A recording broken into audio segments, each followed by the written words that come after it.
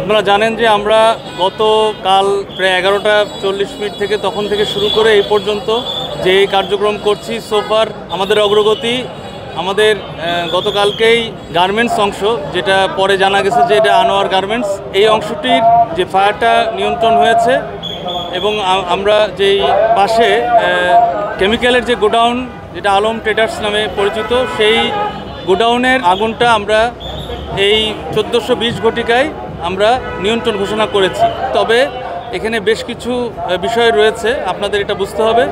যেহেতু এটা একটা কেমিক্যাল গোডাউন এবং এখানে প্রায় 6-7 ধরনের রাসায়নিক দ্রব্য রয়েছে, যেটার মাত্রা এখন আমরা যাচাই বাছাই করতে পারিনি। তবে পুরা গোডাউন ভরা যেই বিভিন্ন রাসায়নিক দ্রব্য, এটা আমরা ধাপে ধাপে প্রোগ্রেসিভ ওয়েতে আমরা এটাকে ড্রেন আউট করছি। দ্যাট মিন্স পানি দিয়ে ফায়ার ফ্লাড করে এটাকে আমরা ড্রেন আউট করছি ধাপে ধাপে।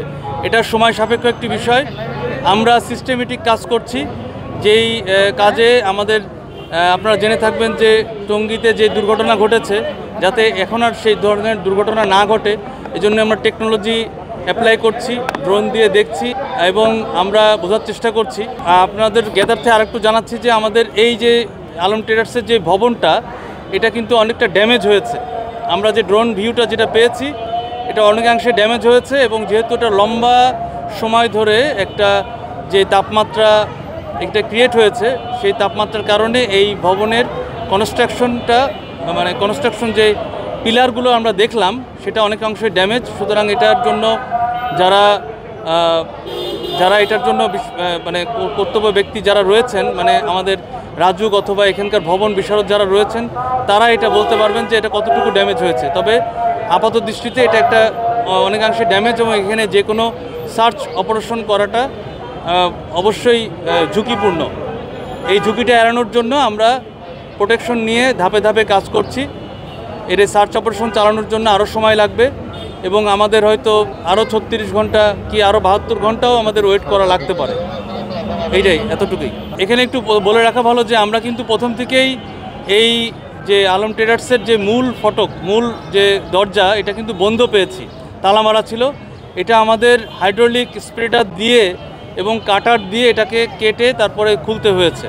সুতরাং ধারণা করা হচ্ছে যে এখানে হয়তো মানুষ ছিল না। তবে তারপরেও সার্চ অপারেশন না চালানো পর্যন্ত আমরা বলতে পারবো না যে এখানে কতটা মানুষ ছিল অথবা ছিল না। এটা আমাদের ওই অপারেশনের পরেই আমরা নিশ্চিত হতে পারবো।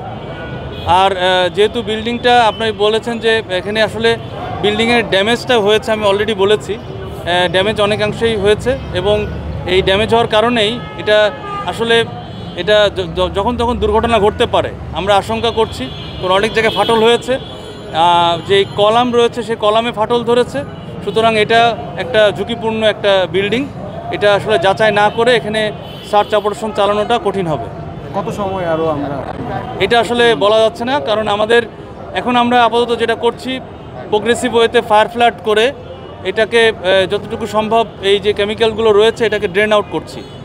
এটা করে আসলে কুলিং যে প্রসেসটা, সেই প্রসেসটা আমরা চালাচ্ছি। মানে আমরা এখন এক কথায় বলতে পারি এখনই বলা যাচ্ছে না ভিতরে কেউ আছে কি নাই, না বলা যাচ্ছে না। এটা আমাদের সার্চ অপারেশন করতে আরও সময় লাগবে, যেহেতু বিল্ডিং ক্ষতিগ্রস্ত হয়েছে। এই বিল্ডিংয়ের এই স্ট্রাকচারাল এই ইস্যুটা আগে আমাদের দেখতে হবে, দেখে তারপরে আর কেমিক্যালের যে ড্রেন আউট প্রসেস যেটা আমরা ফায়ার ফ্লাড বলছি, সেটা করার জন্য আরও সময় দরকার হবে। এটা 36 ঘন্টাও লাগতে পারে, 72 ঘন্টাও লাগতে পারে।